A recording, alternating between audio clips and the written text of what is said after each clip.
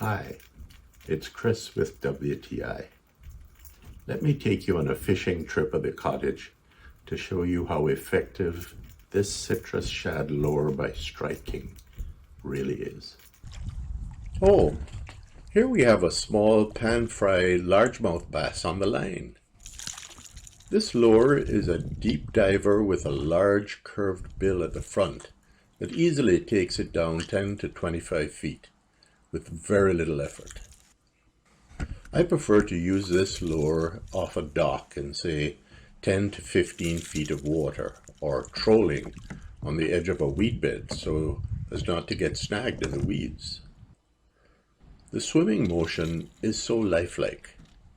It looks just like a fat minnow swimming along in distress. I like that the lure comes in multiple colors, but I've found this bluish green or citrus color to be most effective. It has a free-floating rattle chamber that emits varying sound frequencies, depending on how fast you retrieve the lure. Another little pike. Oh, did I say it's also great for catching pike? Well, here's one. A small hammer-handled pike, seen here, could not resist taking this lure in his jaws. I put him back though. Here are 4 of the larges I kept for supper.